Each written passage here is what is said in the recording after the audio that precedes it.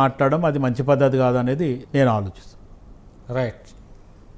ఈ నేపథ్యంలోనే ఇప్పుడు నందారెడ్డి గారు చెప్పండి సార్. నందారెడ్డి గారు ఇప్పుడు మనం చూస్తున్న కాంగ్రెస్ పరిస్థితి, ఎందుకంటే కొరకరాని కొయ్యగా కూడా ఉందంటూ కూడా పబ్లిక్ టాక్ని పడుతుంది. ఎందుకంటే సొంత పార్టీలో ఉన్నటువంటి ఆ నేపథ్యంలోనే ఒక్కసారిగా రాజగోపాల్ రెడ్డి విరుచుకుపడుతున్నాడు. గతంలో చూసినా కానీ ఆ నేపథ్యంలోనే అతను రాజీనామా చేసి బీజేపీలో కలవడం జరిగింది. బీజేపీలో ఓటమి పాలైన నేపథ్యంలోనే మళ్ళీ చూసి మళ్ళీ సొంత గూటికే చేరడం జరిగింది. ఇప్పుడు సొంత గూటిపైన విమర్శలు చేస్తున్నాయి. ఎలా చూడొచ్చు? ముందుగా మీకు నందారెడ్డి గారు. రాజమౌళి గారు, మీకు అదే విధంగా తోటి మిత్రులకు ప్రేక్షకులకు నమస్కారం.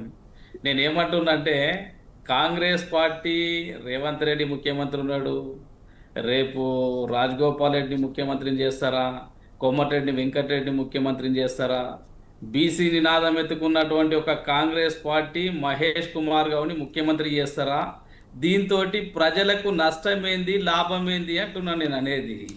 అసలు ఒకవేళ రాజగోపాల్ రెడ్డికి మంత్రి పదవి వస్తే రాజగోపాల్ రెడ్డి సంచల కామాలు సంపాదించుకుంటుండొచ్చు, లేదంటే కాంగ్రెస్ పార్టీలో ఉన్నటువంటి ఒక విభేదాల ఆధారంగా ముఖ్యమంత్రి పదవి ఏమన్నా రేవంత్ రెడ్డి దగ్గరికి రుచిపోయి రాజగోపాల్ రెడ్డి ఫ్యామిలీకి పోతుందని భయపడుతుండొచ్చు. కానీ ఈ విషయంతో ప్రజలకు ఒరిగేది ఏంది అని అంటున్నా నేను.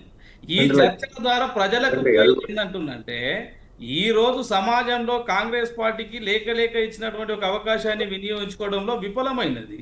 ఎందుకు చెప్తున్నా అంటే గతంలో 10 సంవత్సరాలకు ముందు కాంగ్రెస్ పార్టీ అధికారంలో ఉన్నప్పుడు ఈ దేశంలో కానీ రాష్ట్రంలో కానీ యూరియా బస్తా ఇయ్యలేనటువంటి ఒక పరిస్థితుల్లో ఈ దేశాన్ని పాలించినటువంటి ఒక కాంగ్రెస్ పార్టీ ఈరోజు ఈ రాష్ట్రంలో యూరియా బస్తా కావాలంటే ఒక్కొక్క ఆధార్ కార్డు తీసుకోకపోతే మీ సొసైటీలలో 2 బస్తాలు ఇస్తారట. అది ఆధార్ కార్డ్ నంబర్ చెప్తే వాళ్ళకు మీరు ఎంక్వైరీ కోడ్ వచ్చేసేసి వెరిఫికేషన్ కోడ్ వచ్చి చెప్తే, అరే రైతుకు 4 ఎకరాలు ఉంటే 4 8 బస్తాలు అవసరం ఉంటే భూమి లేనటువంటి ఒక వ్యక్తి ఆధార్ కార్డు తీసుకురామంటే దాని అర్థం ఏంది అంటే కేవలము యూరియాను కృత్రిమ కొరత చూపించి రైతాంగానికి అందకుండా చేస్తూ దాని మీద కాంగ్రెస్ పార్టీలో ఉన్నటువంటి యొక్క అఫీషియల్స్ కావచ్చు, రాజకీయ నాయకులు కావచ్చు లబ్ధి పొందడానికి ఇది ఒక కుట్రనే తప్ప రైతాంగం మీద ఎలాంటి ప్రేమ లేనటువంటి ఒక కాంగ్రెస్ పార్టీకి తులు ఓటేసినందుకు ఈరోజు రైతులు వాళ్ళ చెప్పుతోటి వాళ్ళు కొట్టుకునేటటువంటి ఒక పరిస్థితి కాంగ్రెస్ పార్టీ కల్పించింది. ఎందుకంటే గతంలో ఏదైతే చెప్పులు క్యూలో పెట్టి కిలోమీటర్ల పొడవు నిలబడి పోలీసులతో లాఠీ దెబ్బలు తినిపించుకొని యూరియా సంస్థలు ఏ విధంగా తీసుకున్నారో ఈ రోజు గిట్ట రైతాంగానికి అదే పరిస్థితి ఉన్నది. రైతాంగానికి ఇచ్చినటువంటి ఒక హామీలు ఏం నెరవేర్చినారు, ఏం నెరవేర్చలేరు, 6 గ్యారంటీలు ఏమైనాయి, 420 హామీస్ ఏమైనాయి, వీటి మీద చర్చించాలి. వీటితోటి జనాలకు అవసరము. అరే కనీసం స్థానిక సంస్థల ఎలక్షన్లు 1.5 year నుండి 2 సంవత్సరాలు డిలే అయినాయి. ఇలా 14-15 ఫైనాన్స్ కేంద్రం నుంచి ఒక నిధులు ఇవాళ గ్రామాలలో ఉన్నటువంటి ఒక ప్రజలు నష్టపోతున్నారు. దీని మీద చర్చించాలి.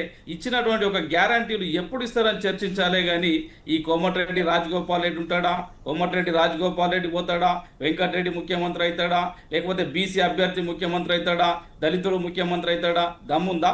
బీసీని ముఖ్యమంత్రిని చేసే దమ్ము కాంగ్రెస్ పార్టీకి ఉందా? బీసీ అభ్యర్థి ముఖ్యమంత్రి అని ప్రకటించేటటువంటి ఒక దమ్ము కాంగ్రెస్ పార్టీకి ఉన్నదా? ఎందుకండి నాటకాల కాంగ్రెస్ పార్టీ దాంతో చర్చలతో పెద్ద ఉపయోగం ఏమిటో చెప్పండి మీరు ఒకసారి.